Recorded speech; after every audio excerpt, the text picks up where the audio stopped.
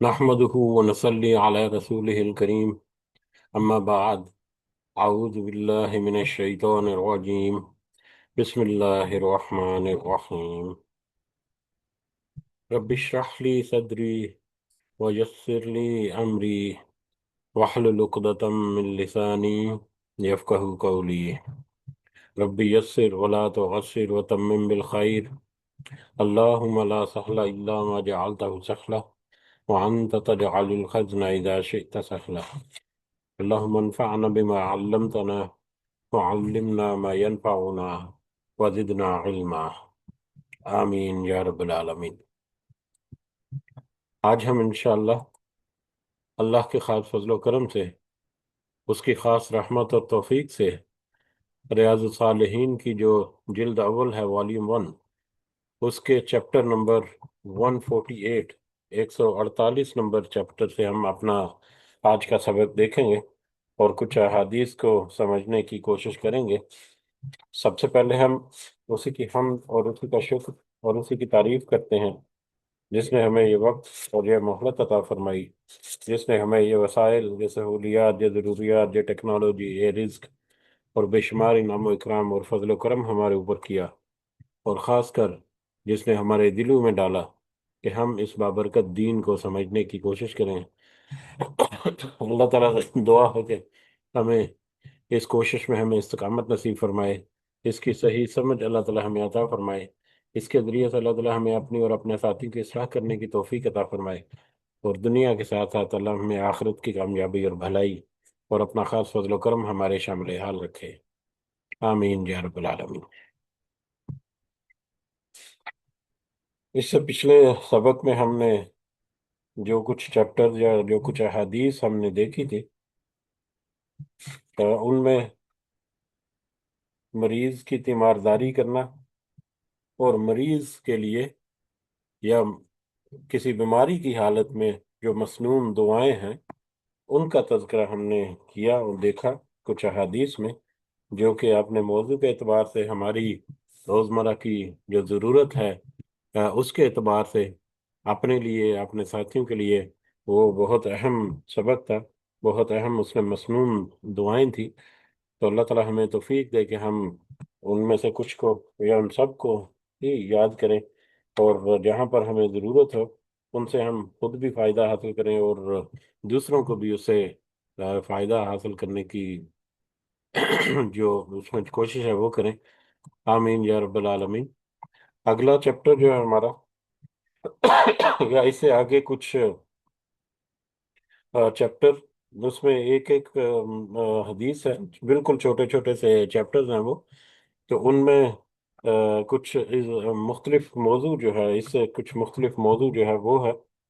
وہ آئے گا۔ تو بہرحال اگلا چیپٹر ہم دیکھتے ہیں پہلے، چیپٹر نمبر 148۔ اس کا موضوع جو ہے وہ بڑا موضوع تھوڑا سا طویل ہے کہ مریض کے خاندان اور اس کے خدمت گاروں کو مریض کے ساتھ اچھا سلوک کرنے ہیں۔ مریض کے خاندان اور اس کے خدمت گاروں کو مریض کے ساتھ اچھا سلوک کرنے، تکلیف اٹھانے اور اس کی طرف سے پیش آنے والی مشقتوں پر صبر کرنے کی تلقین، اسی طرح جس کی موت کا سبب قریب ہو، یعنی اس پر حد یا قصاص وغیرہ نافذ ہو چکا ہو کہ اب اس کو قصاص کے طور پر قتل کر دیا جائے گا، یا حد کسی سزا کے بدلے میں اس کو اب رمی وغیرہ یا سزائے موت وغیرہ دے دی جائے گی، تو اس طرح اس کے ساتھ بھی، ایسے شخص کے ساتھ بھی حسن سلوک کی تاکید کا بیان۔ تو یہ چیپٹر جو ہے اس میں دو تین موضوع جو ہے وہ جمع کیے گئے، لیکن اس میں صرف ایک ہی حدیث ہے جو صرف ایک آخری موضوع کے اوپر ہمیں بات کرتی ہے، لیکن پچھلے جو سبق میں یا پچھلے کچھ احادیث جو گزر چکی، ان احادیث کو ہم اگر دیکھیں تو اس موضوع کے پہلے جو حصے ہیں، مریض کے خاندان اور اس کے خدمت گاروں کو مریض کے ساتھ اچھا سلوک کرنے کی تلقین کرنا، اس کے بارے میں بھی کچھ بات جو ہے اس سے پہلے گزر چکی کہ مریض ہمسلف وہ تو ایک مشقت میں، ایک اذیت میں، ایک تکلیف میں ہوتا ہے، جو کبھی بہت زیادہ ہوتی ہے یا کبھی کچھ نارمل ہوتی ہے یا کبھی لمبی چلتی ہے۔ تو لیکن مریض کے ساتھ ساتھ اس کے تیماردار، اس کے خاندان والے، اس کے خدمت گزار، اس کے ساتھ رہنے والے جو ہیں، جو اس کی دیکھ بھال کر رہے ہیں، وہ براہ راست متاثر ہوتے ہیں. ان کا اٹھنا بیٹھنا، ان کے ڈیلی کی روٹین، اور پھر اپنے چاہنے والے کی جو مرض ہے، اس کی تکلیف جو ہے، اس کا بھی ایک احساس. تو جو مریض کے جو خاندان والے یا اس کے جو تیماردار جو اس کے ساتھ رہتے ہیں، وہ بھی در حقیقت مریض کے ساتھ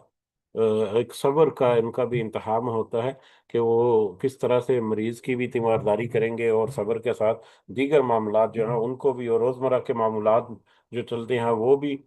جو اس مرض کی وجہ سے تبدیلیاں کچھ آئیں ان کی روٹین میں، اور ان کے اٹھنے بیٹھنے میں، جاگنے سونے میں، یا ان کے ایون کے مطلب خرچ کرنے میں. اگر خدا نہ خواستہ کوئی ہاسپٹلائزڈ ہے تو ہاسپٹل میں آنا جانا، یہ ساری چیزیں، بہت ساری چیزیں جو ہیں وہ مریض کے ساتھ ساتھ اس کے خاندان والے جو ہیں ان کو بھی سہنی پڑتی ہیں. تو ان کے لیے بھی صبر کی تلقین کرنا، ان کو، اور مریض کے ساتھ اچھے سلوک کرنا جو ہے، اس کی تلقین کرنا، یہ بھی ایک بڑی اہم موضوع ہے ہمارے لیے. اس کے بارے میں تھوڑی سی بات ہوئی تھی. اس کے علاوہ تکلیف اٹھانے اور اس کی طرف سے صبر، اس کی طرف سے پیش آنے والی مشقتوں پر صبر کرنے کی تلقین. اسی طرح سے تکلیف اٹھانا، اور اگر کوئی تکلیف کسی کو پہنچے، اللہ تعالیٰ کی طرف سے اس کو آزمائش سمجھے اور اس کے اوپر صبر کرے، یہی اس کے لیے بہتر ہے. اس کے بارے میں کچھ پہلے کافی ساری احادیث جو ہیں، بلکہ کچھ چیپٹر ہیں وہ گزر چکے ہیں. ایک حدیث اچانک میرے ذہن میں آ گئی. مختصر سی ہم دیکھتے ہیں کہ ایک عورت ایک دفعہ اپنے بیٹے کی قبر پر کھڑی کچھ بیان کر رہی تھی، یا کچھ رو رہی تھی. تو اس طرح سے نبی کریم صلی اللہ علیہ وسلم کا قریب سے گزر ہوا، تو انہوں نے اسے کہا کہ صبر کر. اس عورت نے دیکھا نہیں کہ کس نے مجھے کہا، ویسے ہی کہہ دیا کہ تمہارا بیٹا اس طرح سے مطلب وفات پا جائے تو پھر دیکھتی ہوں کیسے صبر. اس طرح سے کچھ یہ مفہوم اس طرح سے کہ اس نے بے صبری کا وہاں پر مظاہرہ کیا، اور کچھ نبی کریم صلی اللہ علیہ وسلم کو اس طرح سے جواب دیا، لیکن اس کو پتہ نہیں تھا کہ وہ نبی کریم صلی اللہ علیہ وسلم ہے. بعد میں جب وہ اس کو بتایا گیا، یا اس کو احساس ہوا کہ وہ تو نبی کریم صلی اللہ علیہ وسلم تھے، تو ان کی خدمت میں حاضر ہوئی معذرت کرنے کے لیے کہ میں نے آپ کو دیکھا نہیں تھا، اور میں اس وقت جو ہے وہ اس طرح مطلب سکتے میں تھے کہ اللہ تعالیٰ یعنی میرا بیٹا جو ہے اس کی وفات کی وجہ سے. تو نبی کریم صلی اللہ علیہ وسلم نے کہا تو صبر تو وہی ہے جو تکلیف کے وقت میں، جو مشکل اور آزمائش کے وقت میں کیا جائے، بعد میں وقت گزرنے کے ساتھ ساتھ تو صبر آ ہی جاتا ہے. تو وہ گھڑیاں، وہ وقت، جس وقت میں انسان آزمایا جا رہا ہے، جس وقت میں انسان کسی مشقت میں ہے، اس مشقت کے دنوں میں صبر کرنا، ان مشقت کے دنوں میں اللہ کی طرف لو لگا کر رکھنا کہ تیری طرف سے یہ آزمائش ہے. ایک تو آزمائش پر پورا اترنے کی توفیق دے، اور دوسرا اس کو ہم مجھ سے دور کر لے، اور اس کے لیے بہتری بھی کر دے اس میٹر میں. تو صبر کے ساتھ جو ہے مشقت یا مشکل کا وقت گزارنا، یہ بھی ایک بڑا اہم موضوع ہے. اللہ تعالی ہم سب کو توفیق دے،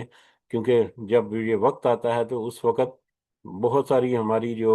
اندر کی کیفیات ہیں وہ بدل جاتی ہیں، اور ہم میں کچھ اس طرح کے میٹر غصے والے یا نافرمانی والے یا اس طرح کے آ جاتے ہیں. اللہ تعالی ہم سب کو اس سے محفوظ رکھے. اور اسی طرح جس کی موت کا سبب قریب ہو، یعنی اس پر حد یا قصاص وغیرہ نافذ ہو،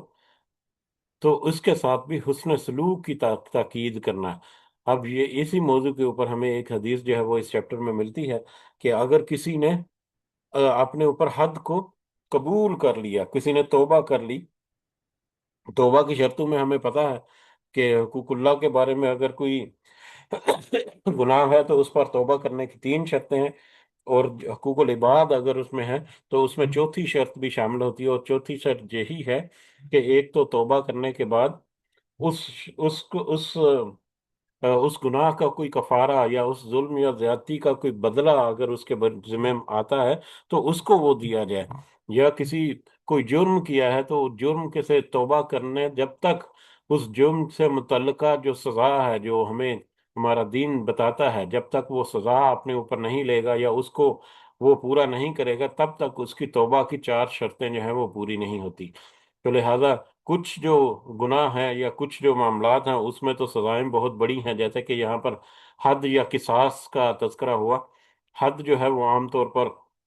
زنا کے میٹر میں ہے. کوئی شادی شدہ مرد یا عورت اگر وہ زنا کرے اور اس کے اوپر وہ زنا ثابت ہو جائے اور وہ خود اس کو ایگری کر جائے، تو اس کی حد جو ہے یا اس کی سزا جو ہے وہ اس کو رجم کر دیا جانا ہے، سنگسار کرنا جیسے کہتے ہیں، پتھر مار کر اس کو ہلاک کر دینا، اور یہ بڑی سخت سزا ہے۔ اور جو اس سزا کو قبول کرے یا جو اس سزا کو پائے، تو یقیناً اس کی توبہ جو ہے وہ قبول ہوگی، وہ تو آگے جا کے حدیث میں ہمیں پتہ چلے گا۔ اسی طرح سے قصاص کی بھی یہی معاملہ ہے کہ اگر کسی سے قتل ہو گیا یا قتل کر دیا کسی نے کوئی ناحق قتل، تو اس کے بدلے میں، قتل کے بدلے میں قتل جو ہے اس کو قصاص کہتے ہیں، اگرچہ اس میں کچھ آپشن ہیں، وہ مقتول کے وارثوں کے پاس کو اس کو معاف کر دیں، یا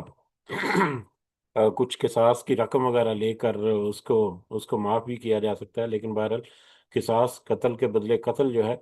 ایسی سزا پانے والے جو افراد ہیں ان کے ساتھ بھی حسن سلوک کرنے کی تاکید ہے۔ یہ ہم حدیث دیکھتے ہیں تو اس سے ہمیں اندازہ ہو جائے گا کہ یہ کتنا اہم جو ہے وہ موضوع بھی ہے۔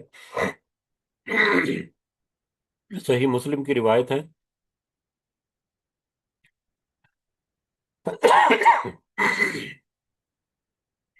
صحیح مسلم کی روایت جو کہ اس والیوم میں، اس ریاض الصالحین جلد اول جو ہے، اس کی حدیث نمبر 913 ہے۔ یہ حضرت عمران بن حسین رضی اللہ تعالیٰ عنہما سے روایت ہے کہ جہینہ قبیلے کی عورت کو، جو زنا کے نتیجے میں حاملہ تھی، نبی کریم صلی اللہ علیہ وسلم کے پاس آئی اور کہا کہ اے اللہ کے رسول صلی اللہ علیہ وسلم، میں جرم کا ارتکاب کر بیٹھتی ہوں، میں جرم کا ارتکاب کر بیٹھی ہوں، حد کو پہنچ گئی ہوں، آپ وہ حد مجھ پر نافذ فرما دیں۔ پس رسول اللہ صلی اللہ علیہ وسلم نے اس عورت کے ولی یا سرپرست کو بلایا اور اس سے فرمایا کہ اس کے ساتھ اچھا برتاؤ کرو، پس جب یہ بچہ جن لے تو اسے میرے پاس لانا۔ ولی کو بلا کر اس نے اتنا بڑا جرم کیا، اور اس جرم کا اس نے مطلب قبول کیا، اور اس کے اوپر پچھتائی، اور گناہ کے اوپر اس نے معافی مانگی اللہ سے، اور پھر حد کو نافذ کرنے کے لیے، قبول کرنے کے لیے وہ نبی کریم صلی اللہ علیہ وسلم کی خدمت میں حاضر ہوئی، تو رسول اللہ صلی اللہ علیہ وسلم نے کہا اس ولی کو، اس عورت کے ولی کو، کہ اس کے ساتھ دیکھو اچھا برتاؤ کرو، اور جب یہ بچہ جن لے تو اسے میرے پاس لانا۔ چنانچہ اس نے ایسا ہی کیا،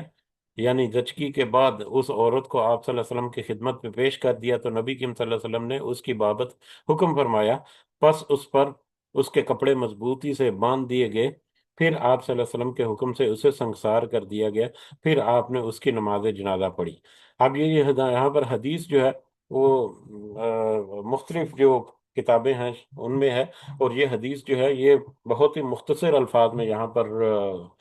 ذکر جو ہے وہ کی گئی ہے۔ اگر اس حدیث کو ایک تو مکمل دیکھیں اس پورے واقعے کو، اور دوسرا اس کے کچھ موضوعات کو دیکھیں، تو یہ حدیث ہمارے لیے بہت سارے موضوع جو ہے وہ ہمارے سامنے رکھتی ہے۔ یہ حدیث مختصر ہے، اس میں تھوڑا سا اضافہ اگر اور کریں، یہ تھوڑا سا اضافہ نہیں، تھوڑی سی اس کی تفصیل، پوری تفصیل جو ہے وہ کافی وقت لے گی، کہ ایک عورت جو زنا کا ارتکاب کر بیٹھی، اب وہ جب پچھتائی اور اس نے محسوس کیا کہ میرا تو اتنا بڑا گناہ ہے کہ اللہ تعالیٰ تو مجھے کبھی بھی معاف نہیں کرے گا، اور میرے لیے جہنم میں یا سخت سزائیں قیامت کے دن مقرر ہیں، تو اس خوف کو یا اس چیز کو اس نے سامنے رکھتے ہوئے اس نے صحیح معنوں میں اللہ سے توبہ کی، اور نبی کریم صلی اللہ علیہ وسلم کے پاس حاضر ہوگی کہ میں اب یہ گناہ کر چکی ہوں، تو میرے لیے کیا حکم ہے؟ تو نبی کریم صلی اللہ علیہ وسلم نے اس طرح سے اس کے وارث سے کہا کہ اس کے ساتھ اچھا برتاؤ کرو، اور جب یہ بچہ پیدا ہو جائے تو اس کے بعد تم میرے پاس لے کر آؤ۔ جب اس کا بچہ پیدا ہوا، بچہ پیدا ہونے کے بعد پھر واپس اس کو نبی کریم صلی اللہ علیہ وسلم کی خدمت میں پیش کیا گیا۔ نبی کریم صلی اللہ علیہ وسلم نے اس بچے کو دیکھا اور پھر واپس ان کو واپس بھیج دیا کہ جاؤ، جب تک اس کے دودھ چھوڑنے کی عمر، جب دودھ سے عاری ہو جائے، یعنی جب دودھ چھوٹ جائے اس کا اور کھانا پینا شروع کر دے، تب میرے پاس لے کر آؤ۔ اور دودھ چھوڑنے کی مدت ہمیں پتا ہے کہ 2.5 سال ہے، 30 مہینے۔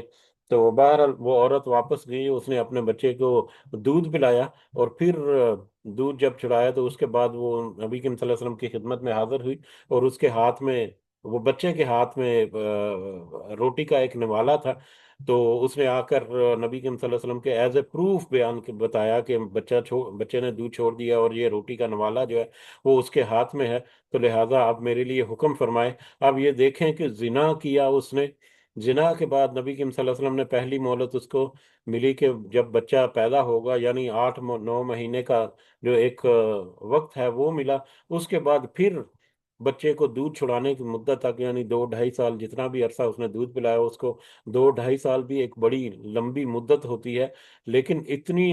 عرصے تک اس عورت نے اس اپنے جرم کو یا اس اپنی جو گناہ ہو چکا تھا اس کا پچھتاوا رکھا، اور اس کے اپنی جو توبہ کی تھی اس توبہ کا پر قائم رہی، اور پھر بھی وہ نبی کریم صلی اللہ علیہ وسلم کی خدمت میں حاضر ہو گئی۔ تو پھر نبی کریم صلی اللہ علیہ وسلم نے وہاں پر اعلان کیا کہ کون اس بچے کو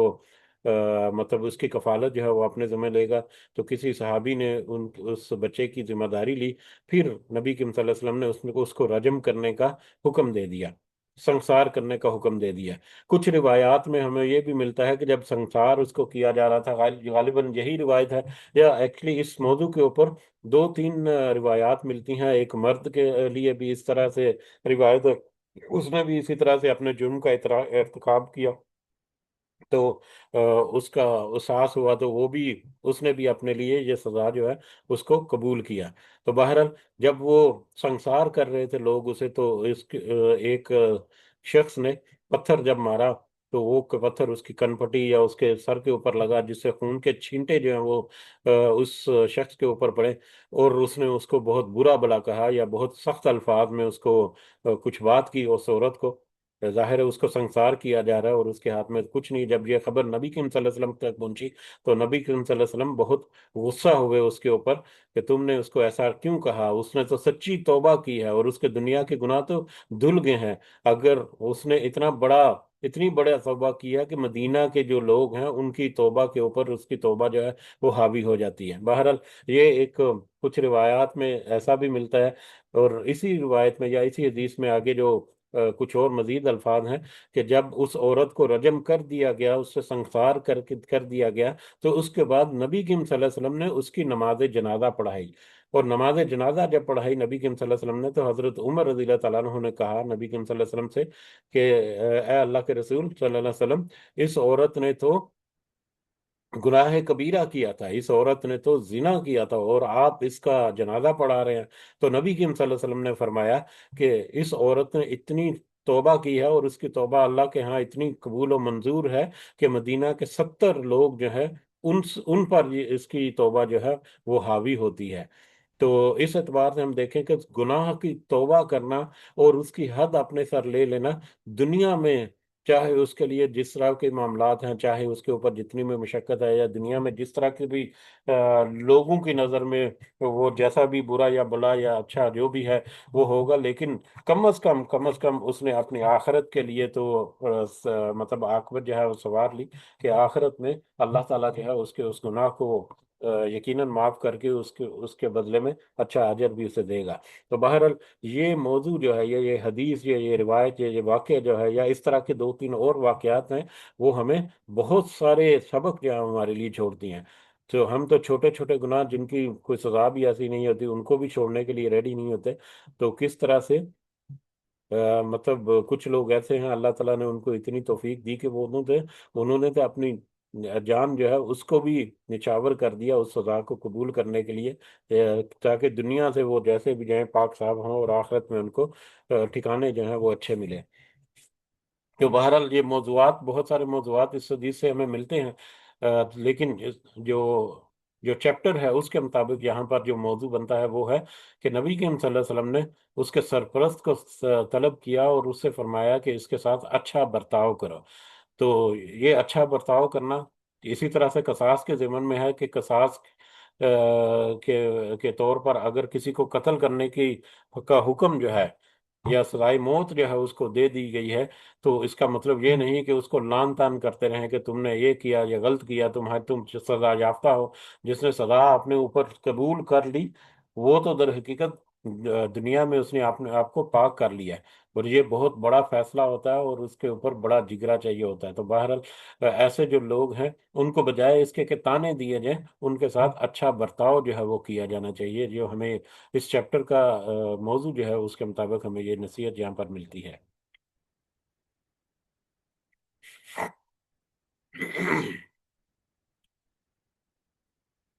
اگلی حدیث جو ہے، اب وہ اگلا چیپٹر ہے، چیپٹر نمبر 149۔ یہ چیپٹر ہے مریض کا یہ کہنا کہ مجھے تکلیف یا شدید تکلیف ہے یا بخار ہے یا ہائے میرا سر وغیرہ بلا کراہت جائز ہے۔ یعنی مریض کا اپنی تکلیف کا اظہار کرنا، چاہے وہ الفاظ کی شکل میں ہو، چاہے وہ تھوڑی تکلیف کی شدت کی وجہ سے جو ایسی کیفیت ہو جاتی ہے اس کے ذریعے سے ہو، تو یہ جائز ہے۔ یہ مطلب مناسب، مطلب اس کی اجازت ہے، یا اس میں کوئی کراہت نہیں ہے، بشرطے کہ اللہ سے ناراضی اور جزا فضا جو کہ اظہار کے طور پر نہ ہو۔ یعنی اللہ سے ناراضگی یا خام خواہ گلے شکوے کرنا کہ میں ہی اس سزا کے لیے یا میرے لیے یہ تکلیفیں ساری لکھی ہوئی ہیں، مطلب اس طرح سے گلہ کرنا، آہوزاری کرنا، اس کی اجازت نہیں، وہ منع ہے، وہ مناسب نہیں ہے۔ ہاں البتہ اپنی تکلیف کا کوئی اظہار کرے کسی دوسرے کے سامنے کہ مجھے یہ درد ہے، مجھے یہ بخار ہے، مجھے یہ تکلیف ہے، مجھے یہ بیماری ہے، تو وہ جو ہے وہ جائز ہے، اس کی اجازت ہے۔ اس ضمن میں یہ حدیث بخاری اور مسلم سے حضرت ابن مسعود رضی اللہ تعالیٰ عنہ سے روایت ہے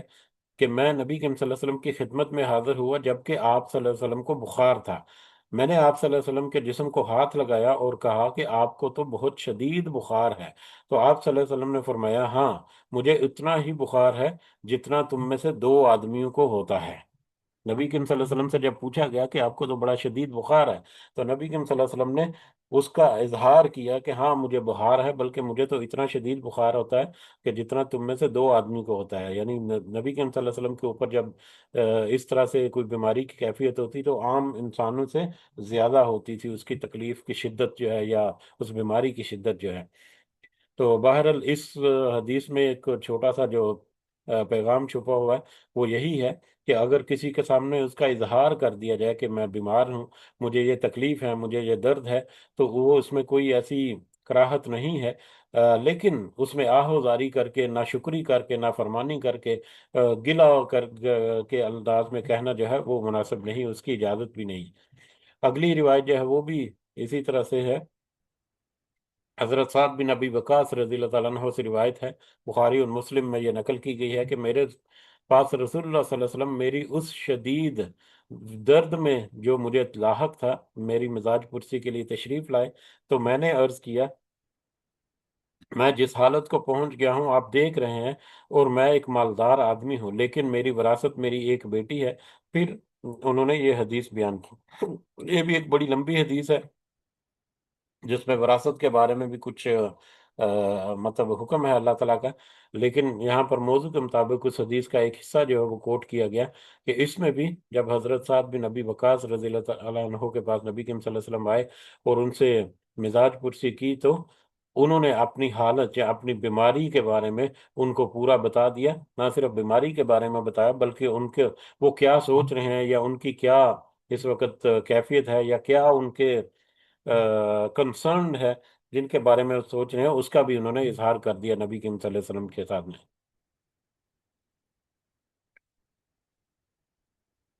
اسی طرح سے اگلی حدیث جو ہے وہ بھی اسی موضوع سے ملتی جلتی ہے۔ قاسم بن محمد بیان کرتے ہیں کہ حضرت عائشہ رضی اللہ تعالیٰ عنہا نے کہا کہ ہائے میرے سر کا درد، تو نبی کریم صلی اللہ علیہ وسلم نے فرمایا بلکہ میں بھی کہتا ہوں ہائے میرے سر کا درد، اور باقی حدیث بیان کی۔ اب اس حدیث میں بھی اسی طرح سے حضرت عائشہ کو سر کا درد تھا، انہوں نے اس کا اظہار نبی کریم صلی اللہ علیہ وسلم سے کیا، اور نبی کریم صلی اللہ علیہ وسلم کو بھی شدید درد تھا ان کے سر میں، تو انہوں نے بھی اس کا اظہار جو ہے وہ واپس کیا۔ تو گویا کہ اپنی تکلیف، اپنی جو مرض ہے یا اپنی جو مشکل ہے، اس کا اظہار کرنا دوسروں کے لیے وہ جائز ہے۔ ہاں مطلب واویلا کرنا، اس طرح کی چیزیں جو ہیں جیسا کہ پہلے ریپیٹ ہوا 2-3 دفعہ، وہ مناسب نہیں ہے، اس کی اجازت نہیں ہے۔ یہاں پر اس کے فوائد میں یہ جو درد کی تکلیف کی شدت کا زبان سے اظہار جائز ہے اگر مقصد اللہ سے ناراضی یا جزا و فضا کے اظہار کا نہیں ہے۔ آگے بڑھتے ہیں، ہمارا اگلا چیپٹر جو ہے وہ قریب المرگ شخص کو لا الہ الا اللہ کی تلقین کرنے کا بیان۔ قریب المرگ وہ شخص یا وہ عورت یا مرد جس کا موت کا وقت جو ہے وہ قریب ہے، اس کو لا الہ الا اللہ کہنے کی تلقین کرنے کا بیان۔ حضرت معاذ رضی اللہ تعالیٰ عنہ سے روایت ہے کہ رسول اللہ صلی اللہ علیہ وسلم نے فرمایا، جس کی آخری گفتگو لا الہ الا اللہ ہوگی وہ جنت میں جائے گا۔ جس نے آخری کلمات اپنے لا الہ الا اللہ یعنی اللہ کی توحید جو ہے اس کا اقرار کرتے ہوئے جس نے اس دنیا سے رخصت ہوا اور آخری الفاظ ادا کیے تو وہ جنت میں جائے گا۔ تو یہ ایک بڑا مشہور ہمارے اندر ہے بات ہے کہ آخری کلمات جو ہیں وہ کلمہ طیبہ یا کلمہ شہادت یا لا الہ الا اللہ جس کی ہو تو وہ یقیناً اللہ تعالیٰ اس کو جنت میں داخل فرمائیں گے، لیکن اس کے ساتھ جو شرط یہاں پر ہے وہ یہی ہے کہ وہ صحیح طور پر موحد ہو، توحید کے تقاضوں کو پورا سمجھنے والا ہو اور شرک سے اجتناب کرنے والا ہو۔ اب وہ جنت میں، ویسے تو نبی کریم صلی اللہ علیہ وسلم کی بہت ساری روایات ایسی ہیں کہ مومن جو ہیں، جس نے کلمہ پڑھ لیا، جس نے توحید کا اقرار کر لیا اور اس توحید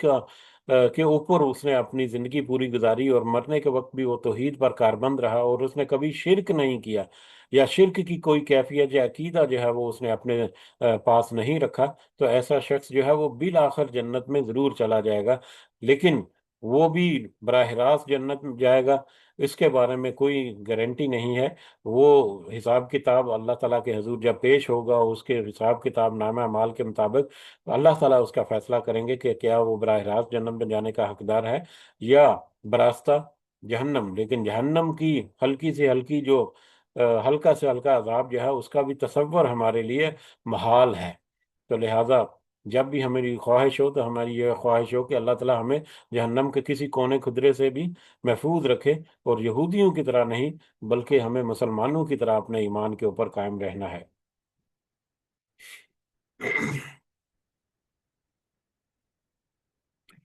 اگلی روایت جو ہے وہ حضرت ابو سعید خدری رضی اللہ تعالیٰ عنہ سے مروی ہے۔ رسول اللہ صلی اللہ علیہ وسلم نے فرمایا، اپنے مردوں کو لا الہ الا اللہ پڑھنے کی تلقین کرو۔ پہلی حدیث میں تو گزرا کہ جس نے لا الہ الا اللہ اپنے آخری کلمات ادا کیے وہ جنت میں جائے گا۔ اب اس میں ہے کہ اس کو جو قریب المرگ شخص ہے اس کو لا الہ الا اللہ پڑھنے کی تلقین کرنے کا یہاں پر حکم ہے یا تاکید کی گئی نبی کریم صلی اللہ علیہ وسلم کی طرف سے کہ اس کو تاکید کرو۔ اب یہ تاکید کیسے کی جائے گی، اس میں تھوڑا سا علماء میں ایک اختلاف رائے پایا جاتا ہے۔ کچھ کا خیال ہے کہ جو قریب المرگ شخص جو ہے اس کو انسسٹ نہ کیا جائے کہ کلمہ پڑھو، بلکہ اس کے پاس بیٹھ کر لا الہ الا اللہ جو ہے وہ خود پڑھا جائے کہ اس کو سن کر وہ اپنی مرضی سے اپنی اپنی جو بھی اس کی سہولت ہے یا کمفرٹیبل ہو کر وہ بھی اس کو ساتھ دوہرا لے، بجائے اس کے کہ وہ گھبراہٹ میں یا جھنجھلاہٹ میں یا اپنی بیماری یا اپنی تکلیف کی شدت میں کہیں وہ اس کلمہ جو ہے وہ پڑھنے کا انکار نہ کر دے، جیسا کہ اس کو زبردستی کہا کہ پڑھ لا الہ الا اللہ، یا اس طرح کے اس کو انسسٹ کرنا یا اس کو فورس کرنا یا اس طرح سے کرنا، تو یہ نہ ہو کہ وہ اپنی جنجلاہٹ میں اس کو کیا اندرونی تکلیف ہے، کس قدر وہ مشقت میں وہ مبتلا ہے، باہر دیکھنے والے لوگ تو ان کو اندازہ نہیں۔ تو لہٰذا کچھ کا خیال ہے کہ اس کو انسسٹ کرنے کے بجائے اس کے قریب بیٹھ کر تھوڑا سا مناسب بلند آواز میں کلمہ جو ہے لا الہ الا اللہ اس کے سامنے پڑھنا چاہیے، تاکہ اس کو سن کر اس کو رغبت ملے اور وہ اس کو پڑھے۔ جبکہ کچھ علماء کا خیال ہے کہ نہیں، تلقین کرنے کا مطلب ہی یہ ہے کہ اس کو معروف طریقے سے، اچھے طریقے سے اس کو پڑھایا جائے کہ دیکھو لا الہ الا اللہ جو ہے پڑھو، یہ تمہارے لیے بہتر ہے۔ بہرحال دونوں طرح کی رائے جو ہے وہ مناسب ہیں، دونوں میں سے جو بھی طریقہ ہمیں مناسب لگے۔ کبھی کبھی حالات و واقعات کے مطابق ہمیں کچھ ڈیسیجن جو ہیں وہ لینے پڑتے ہیں۔ اگر تو کوئی شخص جو ہے وہ سٹیبل ہے اور اپنے حالت اس کی جو ہے وہ اچھی ہے، تو ایسی صورت میں تو اس کو تلقین بھی کی جا سکتی ہے، لیکن وہ پہلے ہی آہوزاری کر رہا ہے اپنی شدت کی اپنی بیماری کی شدت کی وجہ سے، تکلیف کی وجہ سے پہلے ہی وہ جنجلاہٹ کا شکار ہے، تو ایسی صورت میں جب اس کو ہم انسسٹ کریں گے تو وہ جنجلا کر ہو سکتا ہے کہ کوئی ایسے الفاظ جو ہے وہ ادا کر دے، تو ایسی صورت میں ہمیں پھر تھوڑا سا احتیاط رکھنی چاہیے۔ تو بہرحال حالات و واقعات جو ہیں یا موقع جو ہے وہ بھی ہمیں بہت ساری چیزوں کو طرف نشاندہی کر دیتا ہے اور رہنمائی بھی کرتا ہے کہ اس وقت تمہارے پاس یہ آپشن ہیں، اس میں سے کون سی آپشن تمہارے لیے زیادہ مناسب ہے کہ اس کو اپنایا جائے۔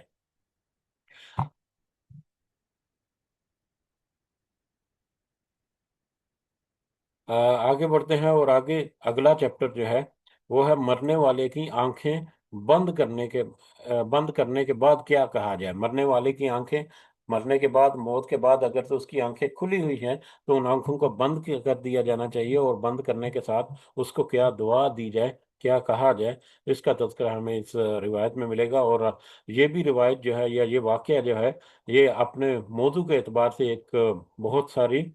हमारे लिए रहनुमाइयाँ भी रखता है मुख्तलिफ मौज़ूआत पर।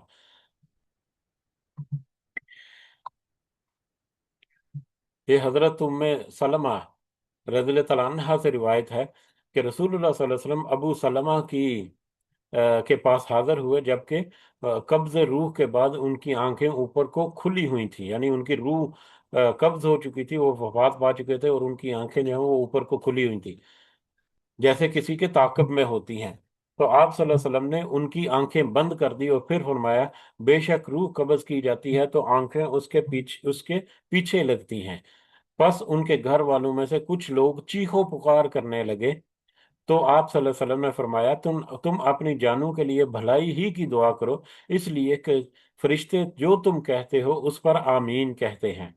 फिर आप सल्लल्लाहु अलैहि वसल्लम ने फरमाया, ए अबू सलमा, ए अल्लाह अबू सलमा को बख्श दे और उसके दर्जे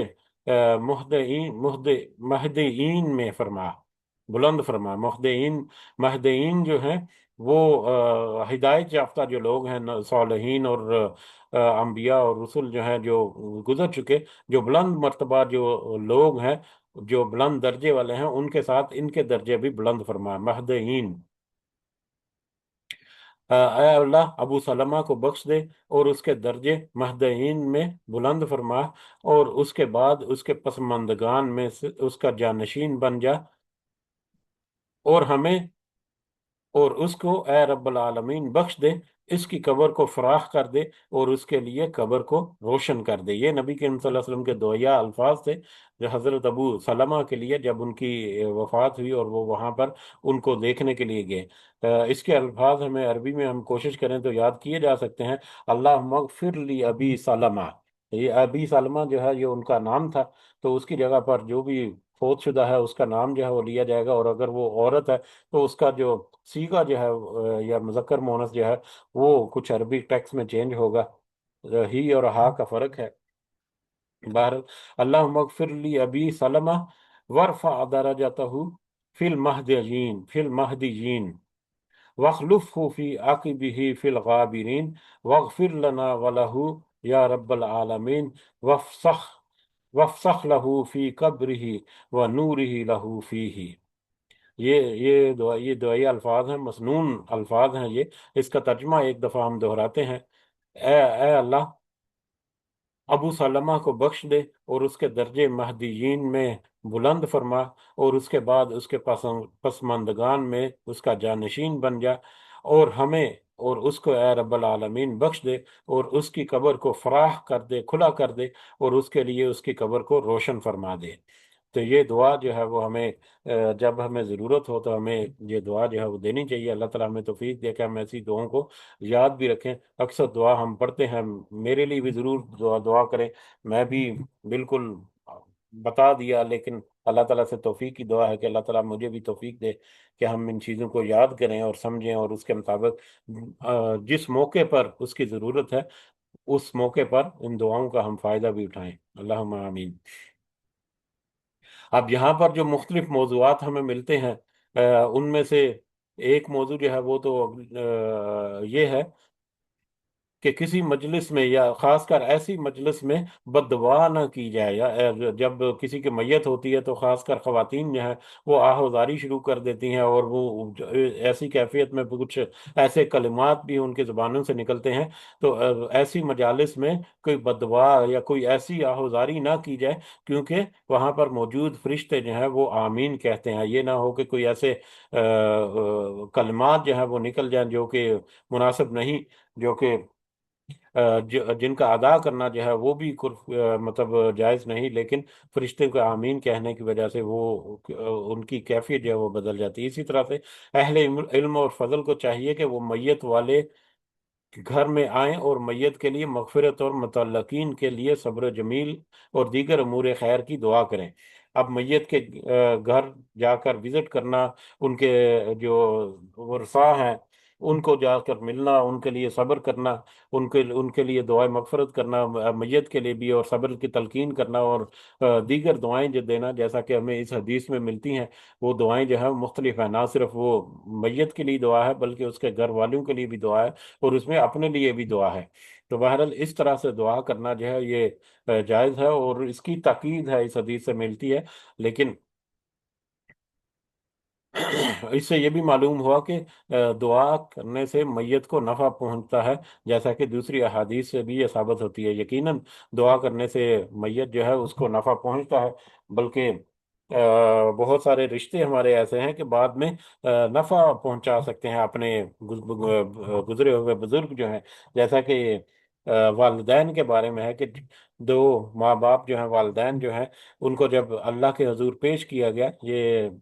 قیامت کے بارے میں ہے، تو ان کے درجات اللہ تعالیٰ نے ان کو جنت میں اعلیٰ درجات جو ہیں وہ عطا فرمائے۔ تو انہوں نے کہا کہ ہماری تو کوئی ایسا عمل نہیں تھا، کوئی ایسا عمل ہمارا دنیا کی زندگی میں نہیں تھا کہ ہم اتنے بڑے اعلیٰ درجات ہمیں ملے۔ تو اللہ تعالیٰ کہے گا ان سے کہ تمہارے والد، تمہارے بچے، تمہاری اولاد جو ہیں وہ تمہارے لیے پیچھے دعا کرتے رہے، رب ارحمہما کما ربیانی صغیرا۔ ہمیں اپنے بزرگوں کے لیے، چاہے وہ حیات ہیں، اس دنیا میں ہے، چاہے اس دنیا سے رخصت ہو گئے، ہمیں ان الفاظ کے ساتھ بڑی اچھی طرح سے ان کے لیے دعا ضرور کرنی چاہیے، رب ارحمہما کما ربیانی صغیرا۔ تو بہرحال اس طرح سے جو اس دنیا سے گزر گئے ان کے لیے بھی کچھ بریکٹس میں رہتے ہوئے کچھ اعمال کیے جائیں یا دعا کی جائے، جیسا کہ اولاد جو ہے وہ صدقہ کرے تو اس کا صدقہ جو ہے وہ بھی، تو کسی نے صدقہ جاریہ کیا ہوا تو صدقہ جاریہ کا اجر جو ہے وہ اس کو ملتا رہتا ہے۔ بہرحال لیکن اس میں کچھ معاملات میں کافی سارا اختلاف ہے، ہم زیادہ اختلافی گفتگو یہاں پر ہم نہیں کرتے کہ کیا ہاتھ اٹھا کر دعا کرنی چاہیے یا نہیں کرنی چاہیے، یا قبر پر جا کر دعا کرنا چاہیے، یا گھر پر جا بیٹھ کر ہی دعا کی جا سکتی ہے۔ یہ سارے متفرق معاملات جو ہیں ان میں کافی سارا اختلاف ہے، مختلف علماء جو ہیں وہ اپنی اپنی رائے رکھتے ہیں اور اپنے اپنے دلائل جو ہیں وہ دیتے ہیں۔ تو بہرحال ہمارا یہ ٹاپک بھی نہیں اور ہماری یہ بساط بھی نہیں کہ ہم اس قدر علمی طور پر گہرائی میں جا سکیں۔ تو بہرحال ہمیں اپنی تسلی جو ہے وہ ضرور رکھنی چاہیے ایسے میٹر میں، جہاں تک ممکن ہو ہم اپنے کنسپٹ جو ہیں وہ تھوڑے بہت ہمیں بہتر رکھنے چاہیے اپنے معاملے میں۔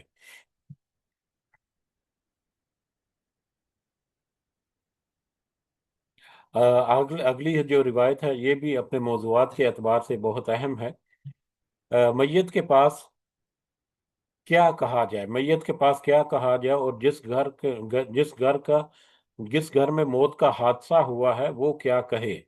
جس گھر میں یا وہ لوگ جو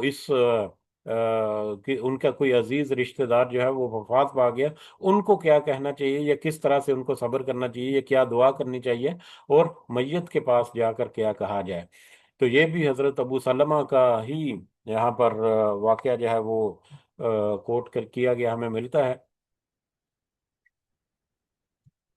حضرت ابو سلمہ رضی اللہ تعالیٰ عنہ سے روایت ہے کہ رسول اللہ صلی اللہ علیہ وسلم نے فرمایا، جب تم بیمار یا میت کے پاس آؤ تو بھلی بات کہو، اس لیے کہ فرشتے جو تم کہتے ہو اس پر آمین کہتے ہیں۔ یہ تو یعنی اس روایت میں حضرت ابو سلمہ سے دو روایات یا دو احادیث جو ہیں ہمیں ملتی ہیں۔ پہلی حدیث تو یہ ہے کہ حضرت ام سلمہ نے رسول اللہ صلی اللہ علیہ وسلم سے سنا کہ جب تم میں سے کوئی بیمار یا میت کے پاس آؤ تو بھلی بات کہو، اس لیے کہ جہنم کے فرشتے جو تم کہتے ہو اس پر آمین کہتے ہیں، جیسا کہ پچھلی حدیث میں ہم نے دیکھا۔ اس کے بعد پھر حضرت ام سلمہ فرماتی ہیں کہ جب میرے خاوند ابو سلمہ کی وفات ہو گئی تو میں نبی کریم صلی اللہ علیہ وسلم کی خدمت میں حاضر ہوئی اور عرض کیا، یا رسول اللہ صلی اللہ علیہ وسلم، ابو سلمہ وفات پا گئے ہیں۔ تو آپ صلی اللہ علیہ وسلم نے فرمایا، تم یہ دعا پڑھو، اے اللہ مجھے اور اسے بخش دے اور مجھے اس سے بہتر بدل عطا فرما۔ یہ دعا کے الفاظ یہاں پر، اللہم اغفر لی ولہ وعاقبنی منہ عقبہ عقبہ حسنہ۔ یا اللہ مجھے اور اسے بخش دے، یعنی اپنے لیے بھی اور اس کے لیے بھی دعا ہے، مجھے اور اسے بخش دے اور مجھے اس سے بہتر بدل عطا فرما۔ پس میں نے انہی الفاظ کے ساتھ دعا کی تو اللہ تعالیٰ نے مجھے اس کے بدل، بہترین بدل یعنی محمد صلی اللہ علیہ وسلم عطا فرما دیے۔ صحیح مسلم میں مریض یا میت، یہاں پر یہ ہے کہ اللہ تعالیٰ نے جب فرمایا، سوری، رسول اللہ صلی اللہ علیہ وسلم نے فرمایا کہ میت ہے یا مریض ہے، اس میں شک ہے صحیح مسلم میں، لیکن دیگر جو روایات ہیں ابو داؤد وغیرہ میں، اس میں بغیر شک کے صرف میت کا الفاظ ہیں، تو لہذا میت ہو یا مریض ہو دونوں صورتوں میں یہ ممکن ہے، لیکن میت کے لیے تو بغیر شک کے یہ الفاظ جو ہیں وہ احادیث میں روایت میں موجود ہیں۔ تو بہرحال یہ دعا جو ہے، یہ دعا بھی ہے کہ اپنے لیے بھی دعا کریں اور اس میت کے لیے بھی دعا کریں، اور اپنے لیے آئندہ آنے والے جو دن ہیں ان میں بہتری کی اللہ تعالیٰ سے توقع رکھیں، اور اللہ تعالیٰ سے التجا کریں، دعا کریں کہ مجھے اس کا بہتر بدل عطا فرما، یا مجھے اس کا بہتر بدلہ، یا یہ صبر کے توفیق کے ساتھ ساتھ جو معاملات ہیں ان کو بھی اے اللہ درست کر دے۔ اسی سے ملتی جلتی اگلی روایت جو ہے وہ اپنے موضوع کے اوپر زیادہ جامع ہے، اور زیادہ بہتر انداز میں ہمیں اس موضوع کے لیے خبر دیتی ہے۔ یہ حضرت ام سلمہ کا یہ بھی واقعہ اسی واقعے سے جڑی یہ حدیث ہے۔ حضرت ام سلمہ رضی اللہ تعالیٰ عنہ سے روایت ہے کہ میں نے رسول اللہ صلی اللہ علیہ وسلم کو فرماتے ہوئے سنا کہ جس بندے کو کوئی مصیبت پہنچے اور وہ کہے ہم اللہ ہی کے ہیں،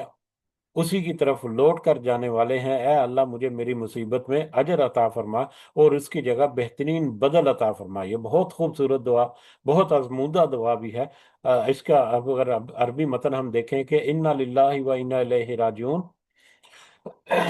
انا للہ و انا الیہ راجعون، اللہم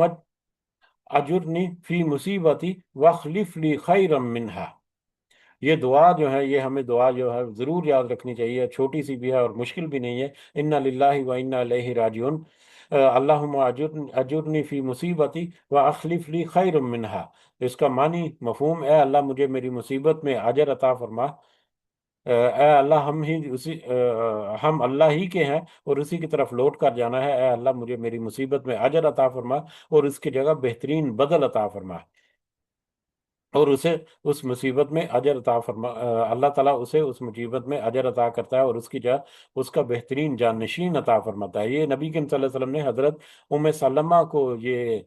نہیں، حضرت ام سلمہ رضی اللہ تعالیٰ عنہ نے نبی کریم صلی اللہ علیہ وسلم سے یہ روایت جو سنی تھی، یہ الفاظ سنے تھے، یہ دعا سنی تھی، لہذا جب حضرت ام سلمہ عنہا رضی اللہ تعالیٰ عنہ فرماتی ہے کہ جب ابو سلمہ فوت ہو گئے تو میں نے اسی طرح دعا کی جس طرح سے مجھے رسول اللہ صلی اللہ علیہ وسلم نے حکم دیا تھا، یا جس طرح سے میں نے رسول اللہ صلی اللہ علیہ وسلم سے سنی تھی، تو اللہ تعالیٰ نے مجھے اس سے بہتر جانشین یعنی رسول اللہ صلی اللہ علیہ وسلم جو ہے وہ عطا فرما دیا۔ ہمیں پتہ ہے کہ حضرت ابو سلمہ جو ہے ان کی وفات کے بعد حضرت ام سلمہ جو ہے ان کا نکاح نبی کریم صلی اللہ علیہ وسلم سے ہوا تھا، بلکہ نبی کریم صلی اللہ علیہ وسلم نے ہی ان کو نکاح کا پیغام بھیجا، جس کو انہوں نے قبول کیا، اور پھر نکاح جو ہے وہ نبی کریم صلی اللہ علیہ وسلم سے ہو گیا۔ تو یہ دعا جو ہے حضرت ام سلمہ جو ہے وہ اکثر روایت کرتی تھی کہ میں اس دعا کو میں نے بڑی کثرت سے پڑھا، جس کے نتیجے میں یا جس کے بدلے میں پھر اللہ تعالیٰ نے مجھے اتنا بہترین نعم البدل دیا۔ حضرت ام سلمہ اور ابو سلمہ کے بارے میں مشہور ہے، روایات میں ملتا ہے کہ ان کی آپس میں محبت اور احترام آپس میں بے مثال تھا۔ ان کی محبت کی مثالیں دی جاتی تھیں کہ آپس میں وہ کس قدر بونڈنگ تھی ان کی آپس میں میاں بیوی کی۔ لیکن جب حضرت ابو سلمہ جب وہ وفات پا گئے تو یقیناً پھر ام سلمہ جو ہے ان کی کیفیت کا ہم اندازہ کر سکتے ہیں کہ کس قدر ان کا ایک قریبی ساتھی جو ہے، ایک تو خاوند ہونا، وہ تو ایک الگ سے رشتہ جو ہے اس کی اپنی ہی ایک اہمیت ہے، اور پھر ان کے درمیان محبت بھی مثالی ہو جب، تو ایسی صورت میں ان کے لیے کتنا بڑا صدمہ یا کتنا بڑا ایک موقع تھا، واقعہ تھا۔ لیکن انہوں نے جب یہ دعا کی، اور کچھ روایات میں نے پڑھا کہ وہ کہتی تھی کہ میں یہ دعا کرتی ہوں تو اب میں دیکھتی ہوں کہ اللہ تعالیٰ مجھے ابو سلمہ سے بہتر بدل جو ہے وہ کیا عطا فرماتا ہے۔ لیکن جب نبی کریم صلی اللہ علیہ وسلم کی طرف سے جب نکاح کی دعوت آئی تو پھر ان کو یقین ہو گیا کہ واقعی اس سے بہتر نعم البدل تو نہیں ہو سکتا تھا۔ تو بہرحال اس واقعے کو یا مختلف روایات جو ہمیں اس واقعے کے بارے میں ملتی ہیں یا اس دعا کی نسبت سے ہمیں ملتی ہیں، ان کو اگر ہم دیکھیں تو یہ دعا جو ہے یہ بہت اہم بھی ہے، بہت پر اثر بھی ہے، بہت آسان سی بھی ہے۔ تو لہٰذا ہمیں یہ دعا جو ہے وہ ضرور یاد رکھنی چاہیے، اور ہمیں مختلف موقعوں پر جب بھی ہمیں ضرورت ہو تو اس دعا کو ہمیں ضرور مختلف مقامات پر یا مختلف مواقع پر یہ دعا جو ہے وہ کی جا سکتی ہے۔ بہرحال اللہ تعالی ہمیں توفیق دے کہ ہم صحیح معنوں میں ان دعاؤں کو اپنا ساتھی بنائیں اور اس سے ہم اپنے فائدہ جو ہے وہ بھی حاصل کریں۔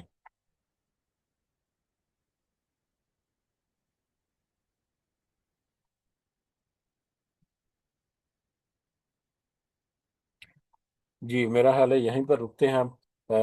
اس سے آگے جو ہے وہ انشاءاللہ اپنے اگلے سبق میں کنٹینیو کریں گے، اس دعا کے ساتھ کہ اللہ تعالی ہمیں صحیح سمجھ کے ساتھ ساتھ عمل کرنے کی بھی توفیق عطا فرمائے۔ جو ہم نے پڑھا سنا اس کے ہمارے کہنے، میرے کہنے میں، ہمارے سننے میں، سمجھنے میں کچھ کمی بیشی ہے تو اللہ تعالی ہمیں معاف فرمائے، اور بہترین جو اس کی جو سمجھ بوجھ ہے وہ ہمارے ذہنوں میں ڈال کر اس کے مطابق ہمیں عمل کرنے کی توفیق عطا فرمائے۔ آمین یا رب العالمین، وما علینا الا البلاغ المبین۔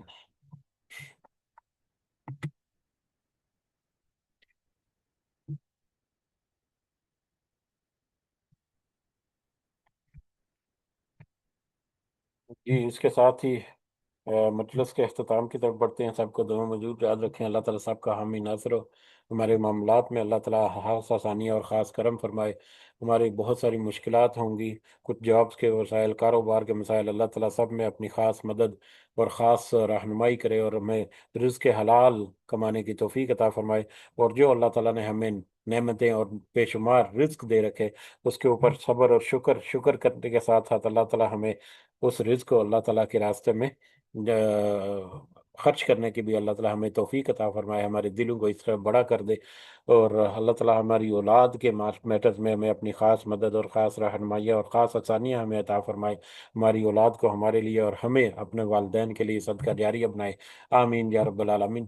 رب ارحمہما کما ربیانی صغیرا، رب ارحمہما کما ربیانی صغیرا، رب ارحمہما کما ربیانی صغیرا، ربنا آتنا فی الدنیا حسنہ وفی الآخرۃ حسنہ وقنا عذاب النار، ربنا ظلمنا انفسنا وإن لم تغفر لنا وترحمنا لنكونن من الخاسرين، ربنا تقبل منا إنك أنت السميع العليم وتب علينا إنك أنت التواب الرحيم، سبحان ربك رب العزة عما يصفون وسلام على المرسلين والحمد لله رب العالمين، سبحانك اللهم وبحمدك